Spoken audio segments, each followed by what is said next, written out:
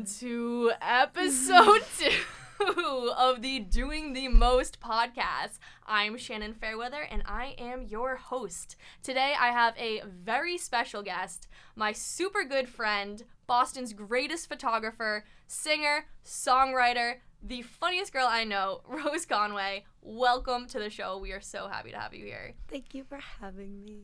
We have a lot to talk about today, so I just want to get right into it. So Rose and I, the way we're going to go into this is we're going to talk about our relationship, but we're also just going to talk a lot about how we have grown since our friendship really started.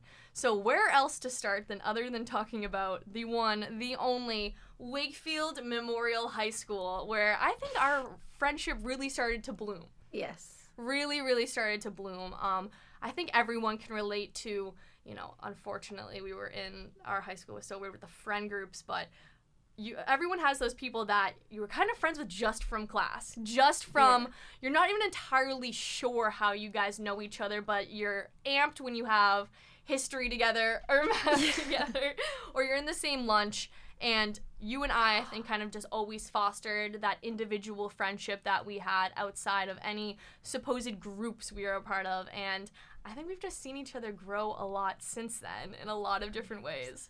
Yes.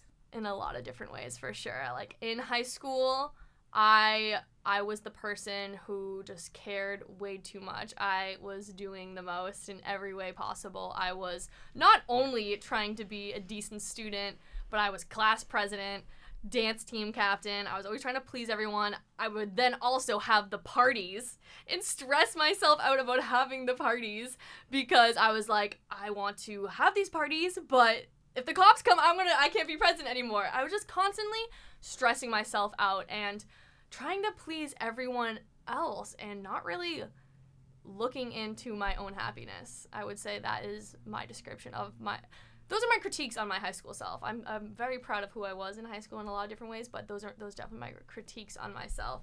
What would you say? Can I say something? Please, okay. Go. It's interesting because you call that like critiques, but like how I see it is like you made shit happen, and that's exactly what you're doing right now. It was you know what I mean? Hard because I was making shit happen. Now that I look back, it was for invalidation. I wasn't happy. And I think I was just constantly trying to be like the most liked person. And I remember being so hurt when I'd get in little fights with people, or if someone thought I did something wrong, I would constantly not really look at, Shannon, like, how do you actually feel about this? Like, are your feelings hurt? Are those feelings valid? How do you really feel? I would constantly just kind of punish myself. And I think that I'm really proud of how far I've come since then in terms of my relationship with myself. Good. And I think you could definitely relate to that as well. Yes, 100%. Since high school. I was like I kind of like the legit polar opposite. Like, I didn't give a fuck about, can I swear? Yes. Okay. Oh, yeah. I don't know. We go beep. I like didn't care at all. Like, it's not like I wanted to care, but I couldn't. I literally couldn't care about it. I couldn't take it seriously. About school? Yeah. Yeah. Why do you think that was? I mean, like, I just feel like school, you know my opinions on school, but school just feels like it just is very trapping, and it's like you're graded on, like, what, and what are you doing with the, like, I never saw the point of it. I love education. Like, I educate myself every day, but I literally just never felt like I just hated school, but I liked going, and I would make it fun. You know what I mean? Like, I wanted to go literally to make people laugh. Like, and I know that sounds probably like weird, but like I literally I enjoyed like making people feel good in like such a shitty environment that. And it was people like you, and I think everyone, even whatever your opinions are on school, can agree that the friendships you make at school and the people who were there was the best part. And I think that's kind of why we did like it, and why no one kind of even questioned it when we probably should have been questioning why are we going to school 5 days a week, 7 hours a day to learn stuff we're never going to use again. So I would say that you knew, you were woke. You were school woke. And Daniel and I talked about this on the last episode, but we are, of course, pro-education. It just, I feel like certain people and certain kind of people, we are all so different. And we're all expected to go to this one place and sit down for 7 hours when it's beautiful outside, or there's other things we want to be doing, and just our bodies are also freaking out, like, hormonally. The food that they give you is ridiculous. It was 90 degrees in there, so, you know, of course we loved our teachers. A lot of them were really great teachers and really great people, and I love that I am from Wakefield, and I loved the spirit behind it, but I just think it's interesting to kind of just analyze our high school selves and see, now that we've come into the real world, the things that we're kind of look back on and we're like, maybe this isn't the best way. Yeah. Maybe this isn't the best way. And I think something that you and I both really value is other forms of education. Yes. Like your man, Bob Proctor. 100% Bob Proctor. I literally love Bob Proctor. I love Bob Proctor too. So maybe just tell us a little bit, because for anyone who's been following you, they obviously know you went through an extreme weight transformation. Weight transformation, and it happened quickly. So my question for you is, what was the moment you were like, I want to change myself, I want to lose the weight? If there was one. Wow. Shit's getting deep. So I think that gaining weight literally comes from, I mean, I can't speak on anyone else's like behalf. I can only speak on my personal experience. But for me, it's like, if you are taking crappy care of yourself, it means that you don't value who you are. So that also, why don't you value who you are? Like, why aren't you confident? Why? You know what I mean? Like, we should just be these things. Like, we should just take care of ourselves, drink clean water, like, eat vegetables, like, literally heal our bodies. How I just, like, viewed myself was different then. So I, like, the actions that I took aligned with how poorly I viewed myself. And it's like, I knew that I had, like, abilities and, like, skills, like, creatively, but I was never confident enough to do them because I didn't like how I looked, and that was just because I didn't like how I felt. Right. So it was your soul manifesting itself, and not even your soul, but your image of yourself. Yes, manifesting my self-image, 100%. And then I just was like, I was tired of not doing what I knew that I wanted to do just because of a specific feeling, and like, it was not easy. Talk about that a little more. That's a great point. You were tired of not doing what you knew you wanted to do. Like what? That is such a great point. I think it's something that so many people need to hear, because we all want to look fucking awesome. We all want to be achieving amazing things and seeing the world and spending time with our loved ones, but sometimes it's just, we're not doing it. And you felt like that was a place you were in? Yeah, like, I've always been, like, a big thinker, a big dreamer. Yeah. Like, I always wanted a lot, but I just, like, it was almost like I didn't believe that I would be able to have it. So I'm like, well, whatever. And so when you made that switch and you started to lose weight, because I don't know if I've ever, other than maybe when I binge watched, like, The Biggest Loser, not that you were ever near that big, but I had never seen someone drop weight, like, as quickly as you did. Really? Yeah, it was dramatic. Every time I saw you, you just continued to grow in terms of confidence and lose weight, and it was an amazing journey to watch. And that's why I ask, what was the moment that really sparked that fire, because you just made it happen. Yeah, it's so crazy, like, how heavy, like, our beliefs are about ourselves, because it's like, I'm trying to think of, like, when I mean, like, the first thing that I started doing, I honestly tricked myself into believing it, right? Yeah. I was like, I don't want to think this way. I was literally, we went to Canada. Right. Our friend group. Yes.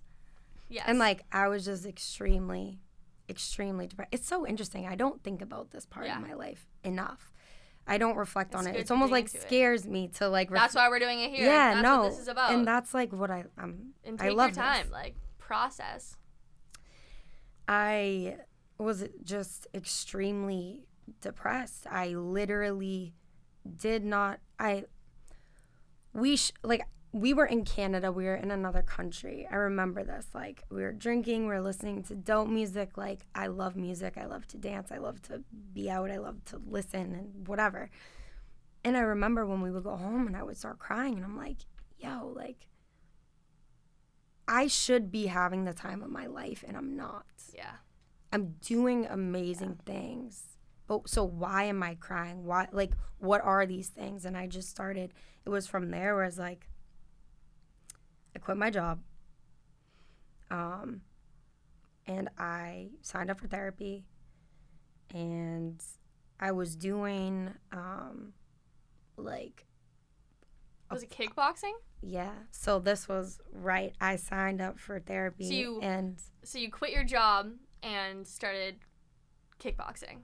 Yeah. And working at kickboxing, too. Yeah, so that was cool, too, because I obviously didn't go there to, like, apply. Like, I went to apply pressure, but not to apply for a position. I never would have seen myself being that way. Like, but it was super badass. Like, and I loved that period of time. That was really my real, like, like the activation of everything. And how would you define that moment, the moment that it started to click?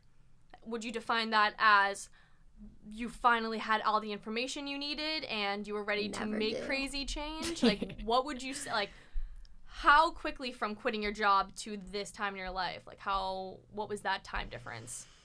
I had quit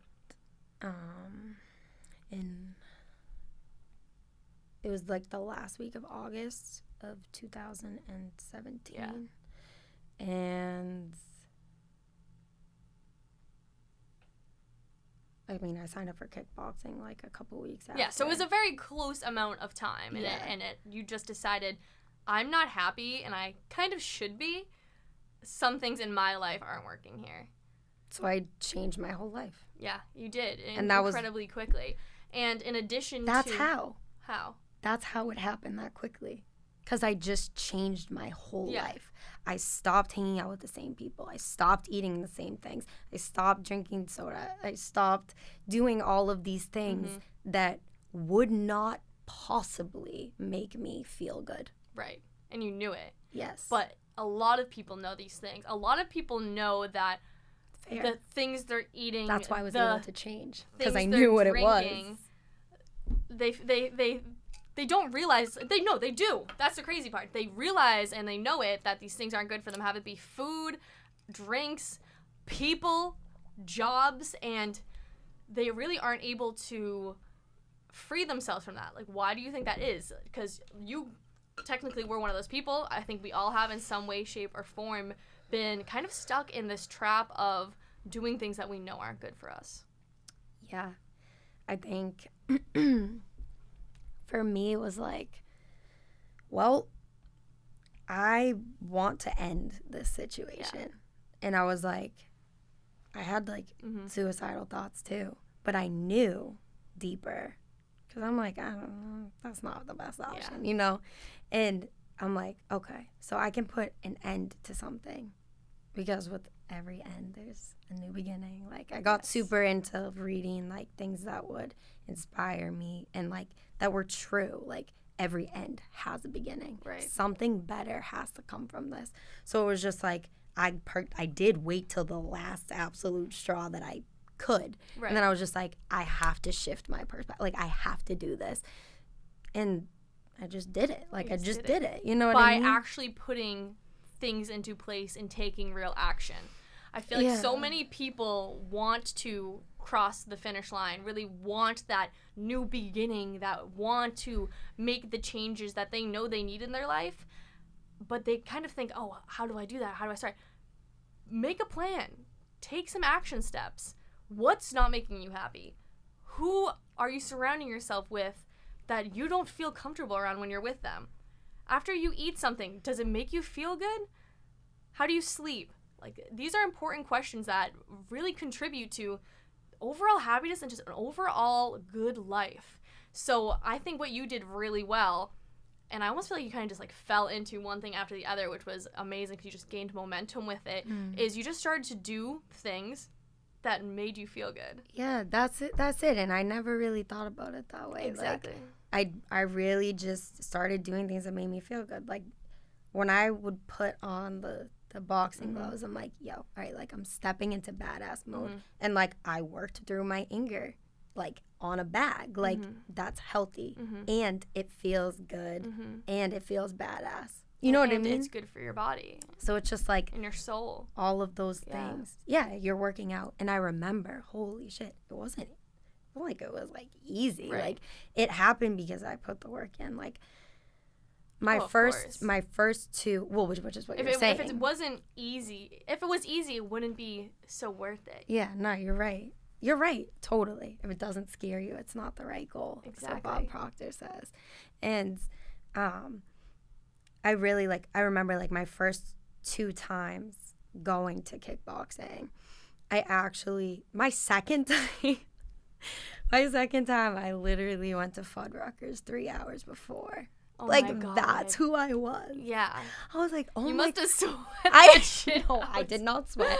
I vomited. Oh, my God. And I was like, what am I doing? And it's just like, even when you just make that one action step that's different, everything else had to align with it. Like, so I had to be mindful about what I was putting into my body as fuel. So when I went to that class, I could be the best that I could be. And that's really what it was. It was like making all of the actions align with that goal, which was be a badass kickboxer. Just, I didn't care if I lost weight. I just wanted to do something that was like, I hadn't done before, that sounded fucking badass and cool. Like, and it was. And that's the power of a goal. 100%. And setting a goal that is so big that it empowers you and changes the rest of your life.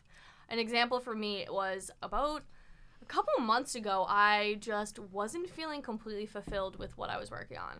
And Daniel has been here in the same place. Like, it just happens specifically when you're working with a skill. So, like, I had my marketing, and that was awesome, and I was making money, and it was great, but the fulfillment and the happiness wasn't, like, what I expected it to be. And I was like, great, now I'm making money, but why don't I feel super excited when I, like, sit down with my laptop? And every now and then it feels awesome to do that, to crank out some work, and I get in a zone. Daniel is the same way, and we just crush, and blue light glasses on, like, pop like a smart mode, some coffee, lock in. It's awesome.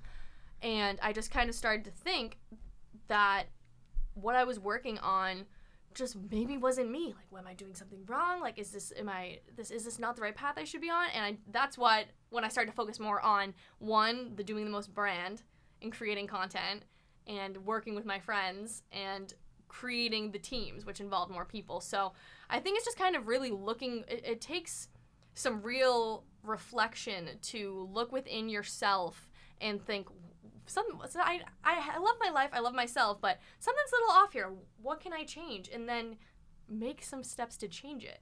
Yeah. It's not going to happen overnight, but it's really an awesome process to go through. Like, I honestly love just being like, all right, like, it's an opportunity to grow.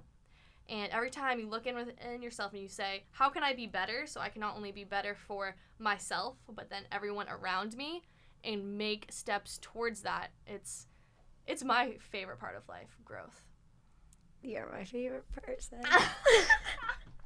No, but seriously, I love that, like, and not only I get to hear that. That's why I think this podcast is so important. You can put this in or take it out, whatever. Yeah. This podcast is so important because the world, like, needs to see Shannon Fairweather. Seriously. Well, I said that because of your point, which when you said that you made that one goal, and everything around your life changed. And I think that's the beauty, because so many people think it's so difficult to quit and get a new job and get healthy and hang out with my friends and my family. But it's kind of like once you kind of focus in on one, the rest work with it. Because like you said, you wanted to kick ass in that class.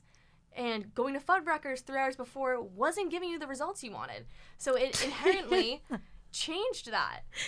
It changed the byproducts as well, which I think is so cool. And I also think it's really interesting that you had such a transformation after school, and when everyone else was in college, taking those next steps, doing a very traditional route, you were kind of finding yourself in a way. What did you go through when everyone was graduating high school and talking about what schools they were going to? Like, how was that for you? That's a really great question, and I think it's really interesting to reflect on this time of my life, because I don't often, and it's important. And I remember the last real, my last real spiritual growth, like that physical, my first time, that first spark, whatever, how that happened was so much reflection. So I'm excited to see what's coming out of these conversations. But I kind of actually forget what you said. So I was saying how, wait one second, I'll write this down too because I want to sip on my tea. We are at 40 minutes, but it's not really 40 minutes because this is going really well. You're doing a really good job. Keep doing exactly this. It's like I started looking at you and not outside. I'm so like, good. Oh, this is just Shannon. And just say what you want to say, because it's good. Like you saying, that's why we need this pot. That was a cool moment. That was a cool moment. So wait, I'll take a sip of this. I just asked you. Oh my gosh, I was asking you about what it was like when we were. Oh yeah. So I'll say that again. So okay.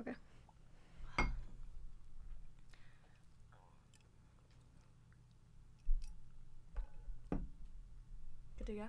Yeah. So, how was it for you? My next question for you is, how was it for you when we were all graduating high school and everyone was going off to school and everyone was in National Honor Society and we were all kind of just repping the college t-shirts? Like, how was that time for you? Because you honestly made a really brave choice to not go the traditional route and kind of figure shit out for a year. I appreciate that word, brave, because I don't look at myself that way enough. And it's actually something that I've learned over the last 5 years, since I graduated, is how important it is to clap for yourself, pat yourself on the back, because that's all that matters. It's doing it. And specifically at that time, I felt so different because. And you just brought up something that, I literally haven't even thought about, that where you wear your shirt. And I remember I was like, should I go to school? Yeah. I literally, was like, and I showed up anyway. Yeah. I loved the teachers, and I loved just being with everyone, and I wanted to go. But, shit. Yeah, no, that did fuck with me. College t-shirt day. Yeah. And it kind of brings it back to the expectations that schools have really put on us, schools in society, that you should be going to a college immediately after high school. Yeah. You should be going into a very similar kind of system like the one you are in now. It's just a belief. You should know what you want to do. What's your major? What are you going to major in? It's what are you doing right now in life? It's all the same. It's why do you, I'm living. Yeah. I'm doing everything. Yeah. I'm doing the most. You're literally doing the most. Exactly. And it's kind of just interesting to look back on and kind of think, wow. And the expectations, that I'm also no longer a part of are high school, college, internship, full-time job. And what are your thoughts on full-time jobs? Yeah. I could never. I seriously, something that I did do, my whole life, and I feel like I've always, known that things are supposed to be different for me. Yeah. They just are. And I've always tried to implement them, but I felt it was very difficult too, because like everyone that cares about you, everyone that loves you is like, what are you doing? Like, right. What are you doing? Right. 1,000 times. Exactly. It's like, it kind of creates this expectation that you're supposed to be doing one thing. You're supposed to have one position or one role. Says who? Exactly. And me and Daniel touched on this a little bit last episode, on the sense that obviously if you want to be a lawyer, a doctor, a nurse, like full respect to that. But I just 100%. Think that it would be a good idea to tell kids that there are other options other than just more schooling, more set schedules. And I think that once both of us kind of realized that, because we were the kind of people that really value that, I think that's where a lot of our growth set in. Freedom. Yes. Yes. The value of freedom. And I think that it's not a huge coincidence that you had all the growth you did after you were out of school. Yeah. And I can share like what I did in the meantime, like before I started to do my own self-employment. So something I think just needs to be implemented more is kids, once they graduate high school, instead of going straight to school, take a year off, figure it out. Where do you actually want to go? Do you want to go? Where do you want to, would you rather travel?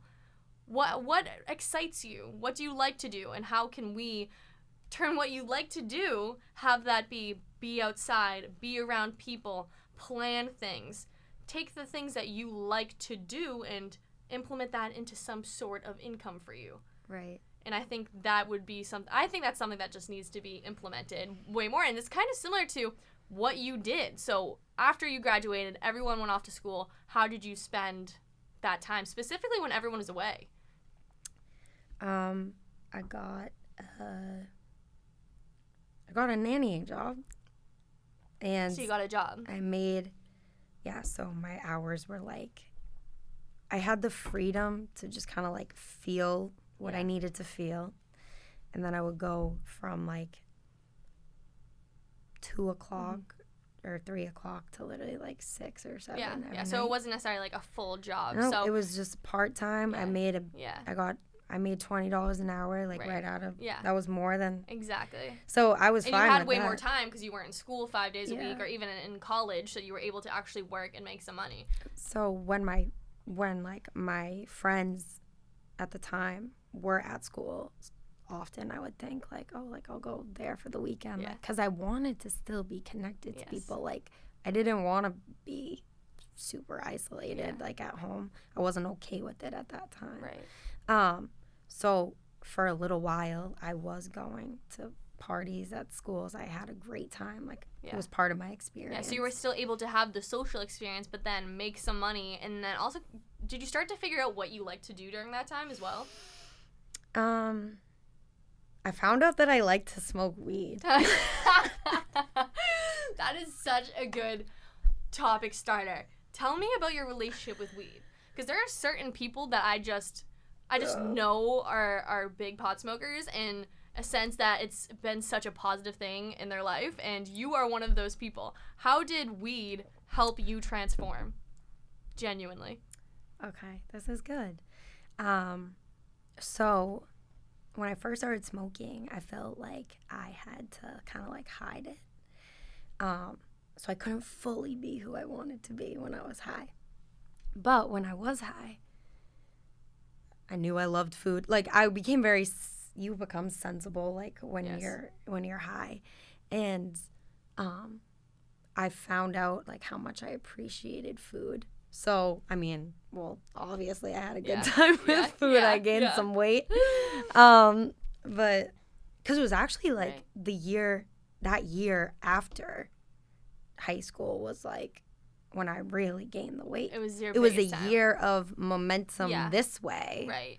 And then the next year was like, I went though. Yeah, it's almost like you really, because when you're in school, there's so much going on. It's really hard to kind of reflect on who you are. And I feel like you almost need that time to like kind of get a little lost in yourself, and then you were able to come out on the other side. Yeah, 100%. So when it came to weed, other than the food senses, do you feel like that got you more in touch with yourself on a spiritual level? That's what I was getting to.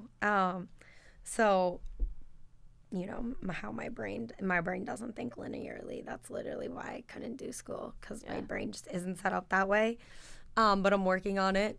So I became very in touch with my body. So how I was feeling, like sometimes I would have anxiety and I would be able to contemplate and think about it rather than like I know people like who get anxiety when they smoke. They say that when they smoke they get anxiety. I'm like, no. Your anxiety is there and the weed is bringing that out because as soon you have to feel things to heal them. You have to grow your awareness with things in order to like pass through. Like otherwise it's just all stuck here. And when I smoke, I'm like I'm able to be like, okay, like I need to drink a gallon of water tomorrow. It's like answers. Like you get to connect. You can question yourself and you can connect with the answer. It's like it connects you with your intuition, which is I could talk about that, but it's just so that thank you for explaining it that way. That was so cool, and I think it's something that a lot of people, not to push weed on anybody, but I would never. This is my personal experience. If you want to, if you are someone, because I know so many of our friends, they will smoke and then they're like, oh, I can't, I'm anxious. So I think it's important to say it's okay if you're feeling this way, recognize it, say, I see you, I feel you, but I'm okay right now. And once you're able to see that you are in control, that you are feeling it, and therefore your awareness is growing with it and you're becoming more comfortable and you're good and you feel it, I think that having that power can give people a lot of confidence in themselves, and therefore you're good, and therefore you're better with yourself. So when you say that someone is smoking weed and they're anxious like you were, what's the best way to kind of navigate through that? That's a really good question. What did you do? How did you get past that level? So I spent a lot of time with myself. I spent a lot of time kind of like going inside of the things that I felt like I needed to go inside of. I don't know if everyone is like drawn to doing that. Right. I know I was drawn to doing it at a very like young age.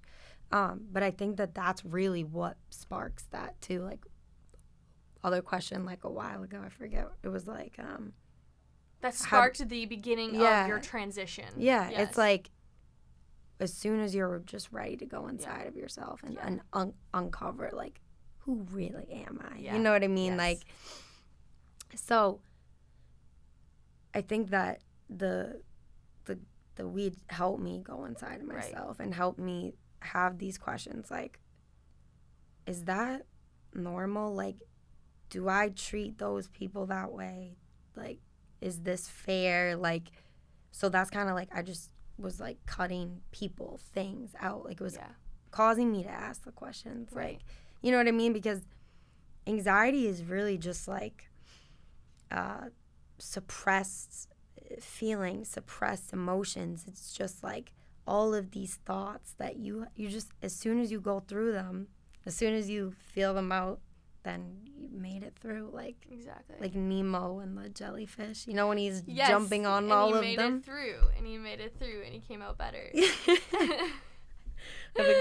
No, wait, that was not Nemo, but it was the movie Nemo. It was yes, I know exactly what you were talking about. But I think that your point on you were ready to grow and therefore you basically hung out with yourself a fuck ton and realized what changes you needed to make. Yes, exactly.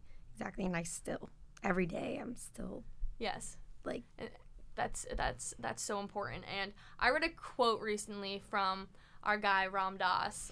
I'm probably not pronouncing his name completely correctly, but I was reading his book, the Be Here Now book, which if you don't like to smoke weed, just read this book and you'll feel high. It's really cool. It's really deep. And I was reading this passage about how the best thing that we can do for not only the people around us, but the universe and the world is to work on ourselves. Interesting. And I feel like so many people look externally to when they're struggling with something, even their emotions. I did this a lot in high school. I was anxious, I was depressed, I didn't like to socialize, I was having bad dreams, and I was constantly going to my mom, going to my friends for external help. I even went to a therapist and it just didn't do it for me. And it wasn't until I went abroad and basically sat in a room by myself for 4 months, of course, like other than when I was traveling, but I had my own room, and my friends would go to school, and I spent a lot of time with myself. And it was then that my anxiety, I got off my anxiety medication. It was like I just, shook the snow globe, changed up what I was doing because clearly something wasn't working, but then also spent some time with myself. And Matthew McConaughey will, his book Green Lights, will always talks a lot about how when something wasn't working in his life, he just really like shook things up. He would go live in Africa, or he would just go live in the desert for a little bit and just really spend some time with himself. And I think that if you feel like you aren't happy, if life is not what you want it to be, shake it up. If you can't travel, if you can't move around, if you can't physically change yourself, change your routine. Wake up 5 hours earlier than you usually would. Completely change your diet. Change the content you're listening to. And I think that advice alone has changed my life. Like, yes. Mix it up, change it up. And I think that, and hang out with yourself. Hang out alone. Yeah, because even like, also just when I was hearing what you were saying, just thinking about moving your body, how important that is, because it's like we have these energy, these emotion, like emotion, the word is literally emotion, energy and motion. It's just feeling. And when we have these feelings stuck in us, when we move, like we're expressing it. You know what I mean? So it's like, sign up for a freaking move. Sign up for a dance class. Sign up for something. Like, that will powerfully change your life.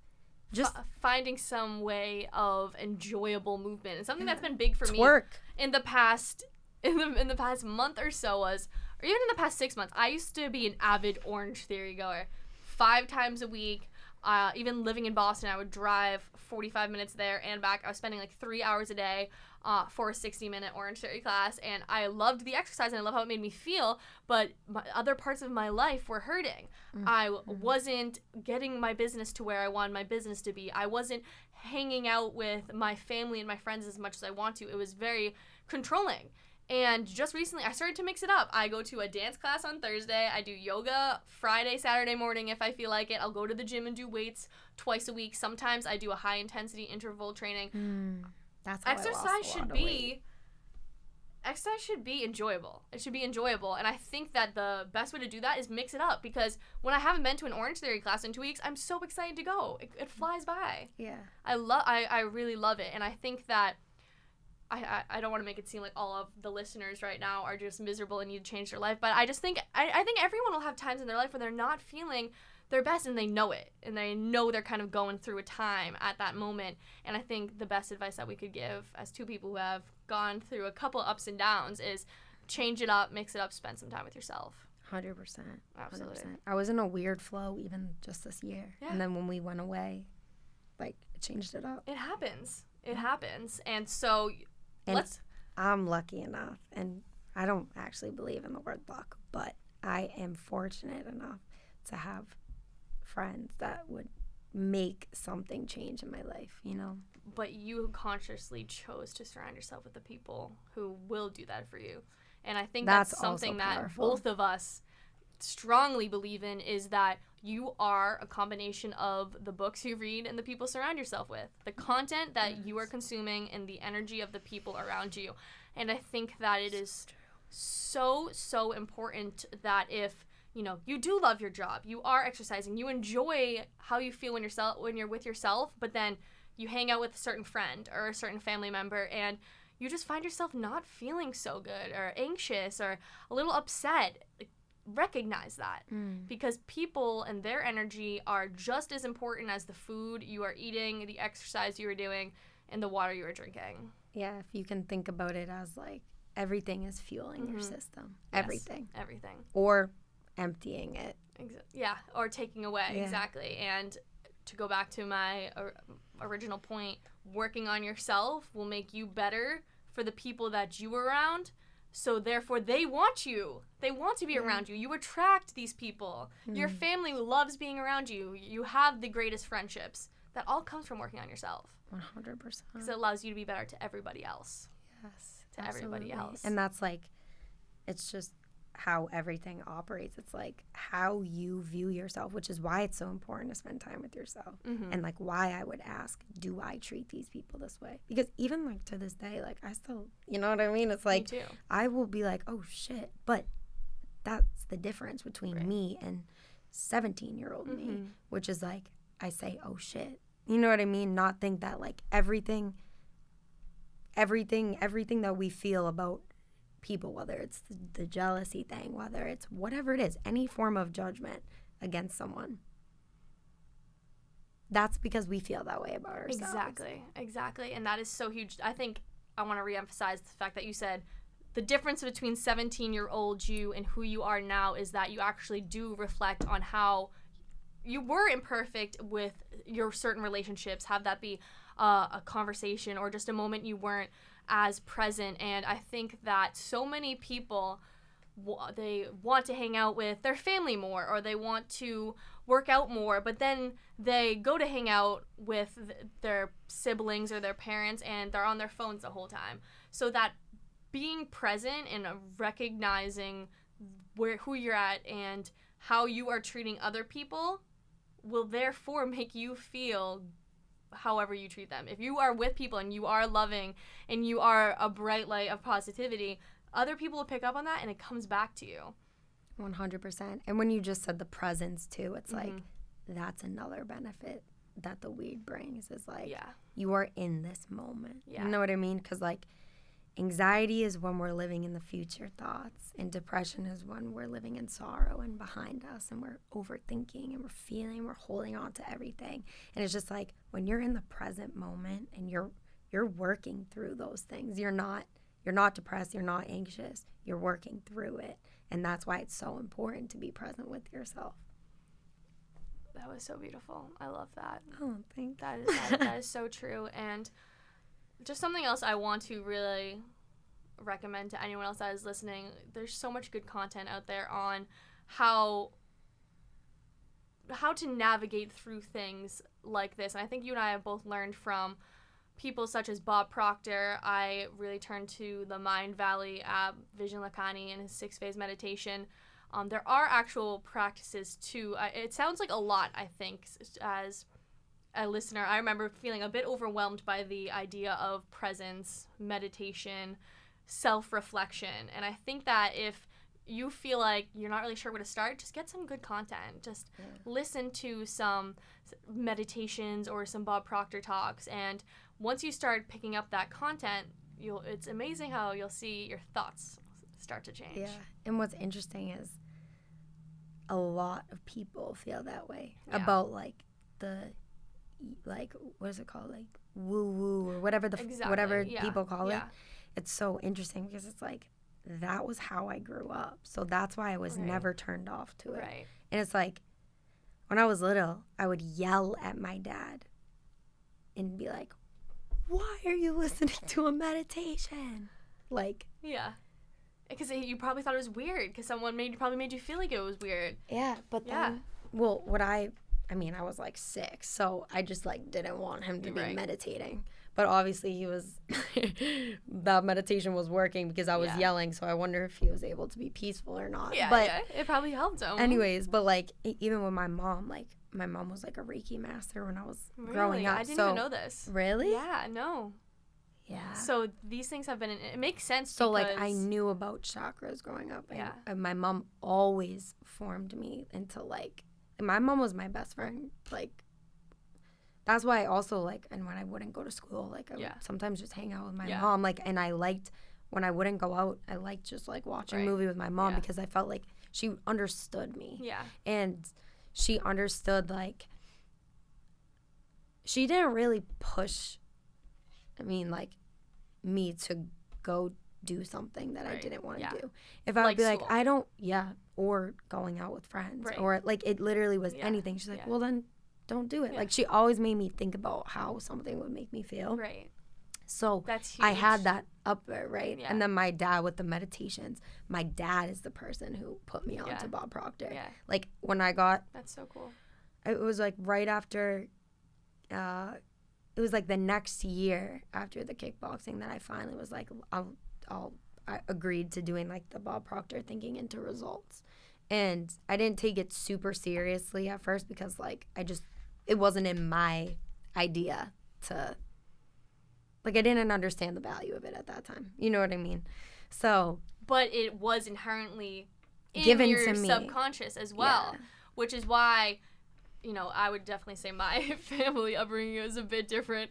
Instead of meditations, there was, you know, Bruins games and Walt Disney World, and so the greatest bar. So, and that has shaped me in so many amazing ways. Like, I will talk about Walt Disney and Disney World and how much of that has contributed to who I am now, because it has. It's kind of cool how that meditation and Reiki was almost like one of the hobbies or the values that you grew up with, because that's really special. Yeah, it is. I also didn't think about that before. No, that, like, I didn't even know that about you, which is so cool. And I think that very likely helped you to, once you started to realize, all right, like, I want to manifest this, and I know that I have to look within here.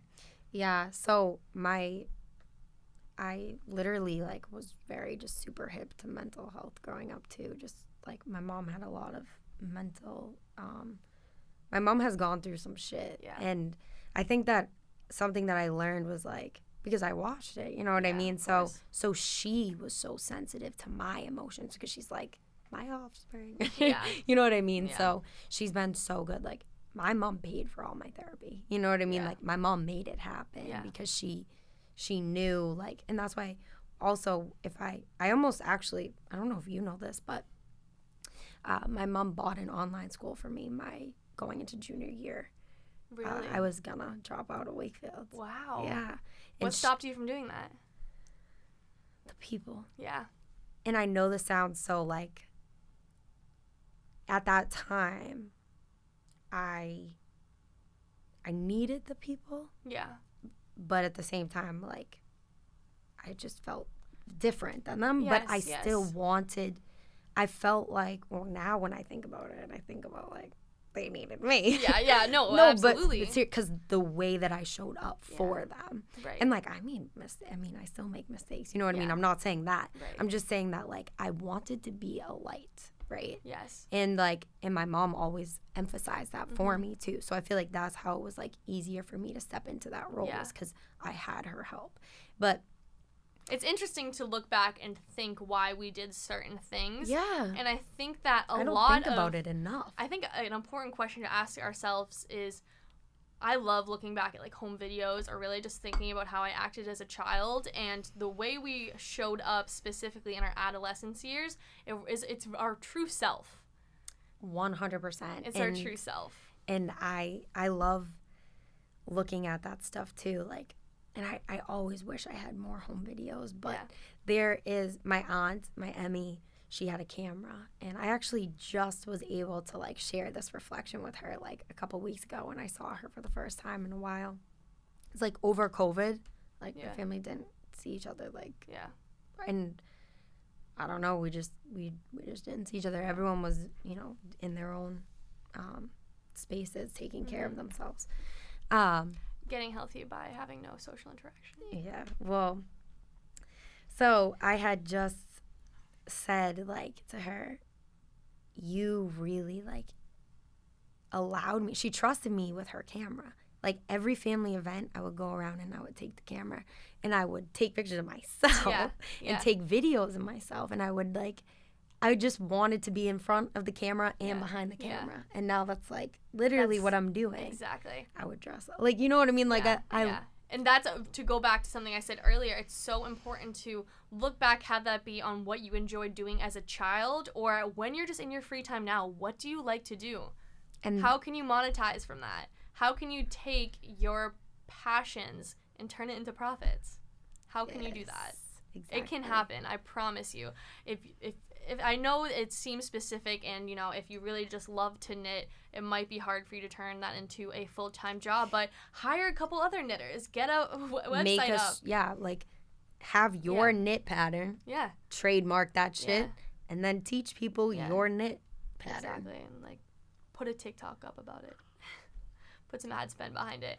And I think that that's so cool because everything you're doing right now, and I know that it's been a journey for you these past couple of months because you do love what you do, but it can be hard to make what you're doing with your passion to fully support you. Yes. Talk about that. Okay. So I can say that the last time that I worked was like for someone else. I mean, technically, how I view my business is that I'm self-employed. Yeah. I've taken some business courses. They say a real business isn't a real business until it can run itself. Like until you have implemented it, right? Until it no longer needs your attention, right?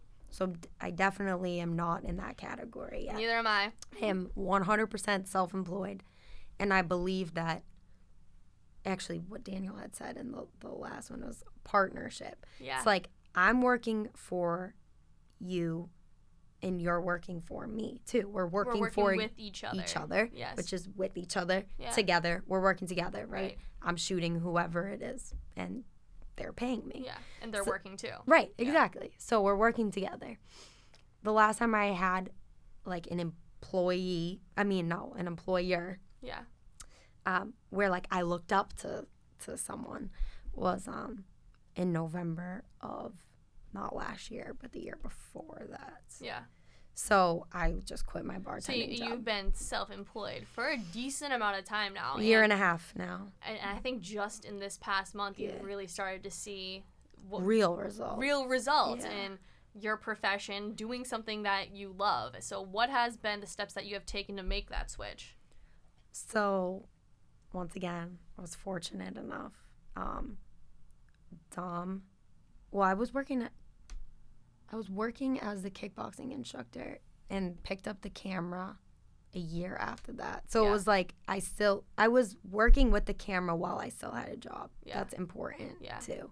So I guess right, because sometimes, you don't necessarily need to quit your job to start working with what you love. Yeah. I just couldn't. It's the freedom thing for me. Yeah. It's like it's not even the money thing for me. It's the freedom thing. Yeah. It's like if I have to answer to someone, I'm not living. So it's that kind of freedom, because some could say, well, what about financial freedom? What about being able to do the other things you want to do that require money, the freedom that comes from that? What has made you value the more freedom with having an employer and being told you need to be somewhere at a set time against the financial freedom?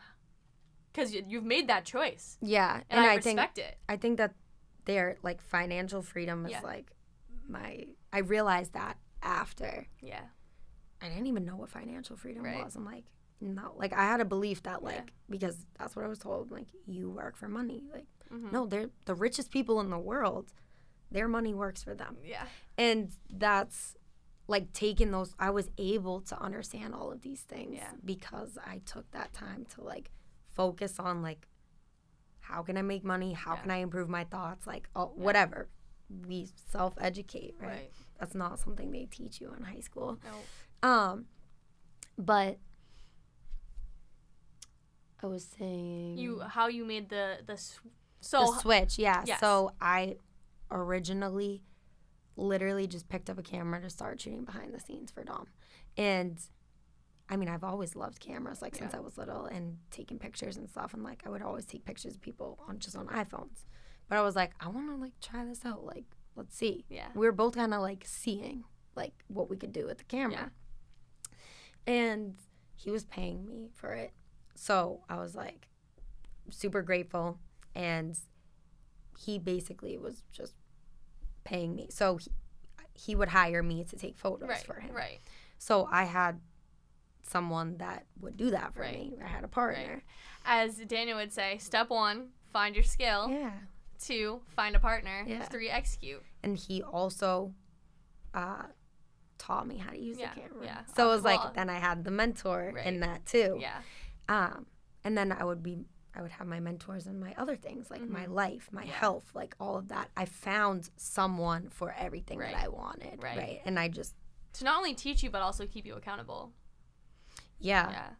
That is so important. So important. Accountability. So important. Yes. Yeah. If there's someone, if there's something you want to do passionately and you question your ability to do it by yourself, find a buddy to do it with. Find a buddy to do it with. You know, Daniel and I do that with a lot of things. Have it be waking up earlier, eating better, or working out first thing in the morning, and just having a buddy, like, to keep you accountable, I think is so valuable. But I want to touch on how you not only are an amazing photographer and you are now self-employed and making some good money now, supporting yourself. I'm really proud of you. Thank you. Do you think that... It's the connections, too. Like, that's so exactly. important. And the industry that you're in, it's mainly artists and music. So my next question is, when is Champagne Rosé going to be in front of the camera? Music, photo shoots, video shoots, all of that. How do you feel about that journey? So I think that has to do with the confidence part that we actually started off on, talking about how there's always things I wanted to do, but things I didn't feel good enough to do. I just did my first like commercial campaign shoot a few weeks ago. I don't know when that's coming out. Yeah. I don't know if I should say the name of it. Like, I don't. You were in front of the camera. Yeah. Yes. So I was in front, Dawn was behind, and it was. Should I say the name? Yeah, up to you. Okay, it's for the Compound, which is basically like an MBA. Yeah. It's very cool. They're well known. Definitely check them out because Rose's photos are beautiful. Yeah. I haven't even posted any of them, and then people have been asking me to like collab like photographers, so that's cool. So that's starting. I started recording with you guys. I also had recorded with a few other engineers too, and I don't know. As soon as it's ready to go, it's ready to go. You know what I mean? I'm not really giving myself a time because like music is my that's my baby, and it's like I put so much pressure on myself with everything, and I just want to be able to put money behind my image. Like I want to do things the right way, and I think that that's something that I've always held on to too. Is like, but sometimes it's like, what's it called? Perfection syndrome, like where you just But it's almost like you won't do it unless you know won't it can be even perfect. do it. Yeah. And it's like, that's not necessarily like the way to do it. So it's like, it's good for me. Like everything is just flowing. Like I'm getting the practice with the recording. I'm starting to hear how my voice sounds on the mic, starting to understand my voice and what I have to say. Because I used to go to parties and I would do I would do like a freestyle that I just like, it wasn't really super freestyle. Like I would spend like 20, 30 minutes. One time I spent like 3 hours on a rap, and it was like, I just like really cared about it. You know what I mean? Because like the other one like went and people liked it. Yeah. So like I would go and I would like, I literally like make parties and like parking lots, like my performance center. It was amazing. The Converse my performance favorite kind center. of nice. And, back of your car. And you talk about like accountability. Like for health, it was always like Ange Stack. Yeah. For the lyrics and everything, it was Liana. Like, we were a time. Oh my god, you know what I mean? Together, it was so good. It could have been a Netflix series. I swear to God. I know. And it's like, still can be. Dude, that would be lit. That would be lit. That would be amazing. I would love to get both of you on here. That would be so crazy.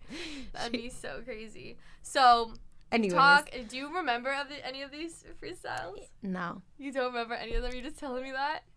No. How do I get you to do something? I remember all of them. But I don't know. Is it really the time? It's totally up to you. You can keep the people on their toes waiting for next time, or just give us a little something, whatever you're feeling. Nah, they have to wait for that. All right, they have to pay for it. We'll wait for a freestyle. But next time, you're not coming back on the show until I can get you to do something. Okay, yeah. It's got to be shared with the world. No, I definitely agree. I just feel like it's a different vibe than the speaking vibe. Yeah, I know what you mean. But like I said, like when it's go time, it's go time. It's go time. You know what I mean? Like I'm gonna push everything, and I know you already have. It's like it's coming. I it's trust you. what I put out. Yes. That's what I'm heavy on right now. I'm like, because that's what I was saying. When I would go to those places, right, nasty. Like nasty. Your like, lyrics, yes. Yeah. So lit, but nasty, and that's why people liked it. But it's like, was that me? Right. Yes, but it was also like unhealed me. Yeah. It's like I don't want to attract those things into my life. Right. So it's like that can't be your first live performance here on the Doing the Most podcast. No. I understand. Yeah. I think we should leave them hanging with the until the next episode. Yeah. With the anticipation of a performance for sure. So Rose, episode 2, our first episode together in the books. I appreciate you coming on. It's literally an honor to be here. No, I'm not joking. You know, I genuinely, I respect you so much, and I look up to you as a human, and I feel very important being on this. You are. Really.